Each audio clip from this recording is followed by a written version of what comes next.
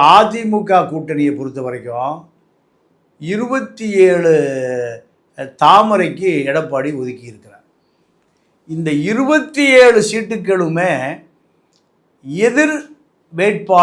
எதிர்க்கட்சி வேட்பாளர் பலமான வேட்பாளர். உதாரணத்திற்கு நேருவை எதிர்த்து ஒரு தாமரை நிற்கிறது, வாசனுடைய வேட்பாளர். உணவு அமைச்சர் சக்கரபாணி எதிர்த்து ஒரு தாமரை நிற்கிறது, அது வாசனுடைய வேட்பாளர். இப்படி 27 தொகுதிகளில் பெரும்பான்மையான வேட்பாளர்கள் எதிர்த்து நிற்கக்கூடிய எதிர்க்கட்சி வேட்பாளர்கள் நடைமுறை மந்திரிகள், பல ஆயிரம் கோடிகளை வைத்திருக்கக்கூடிய மிகப்பெரிய பராசுரன்கள். இவர்களை எதிர்த்து தாமரை வேட்பாளர் நிறுத்தினால் முதல் ரவுண்டிலேயே தாமரை காலி.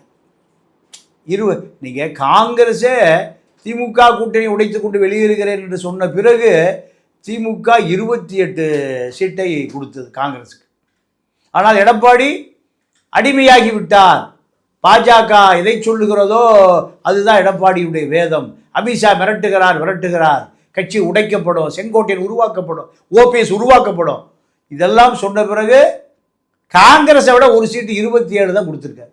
27 எங்க வெற்றி பெறவே முடியாத படுபாதாள குழியில் விழுந்ததற்கு சமம். அமித்ஷா டெல்லியிலிருந்து எடப்பாடி கூப்பிட்டு சொல்கிறார், என்ன எங்கள் வேட்பாளர்கள் வெற்றியை பெற மாட்டாங்களே, நான் அதுக்கு பொறுப்பல்ல, மக்கள் தான் ஓட்டு போடுறோம்.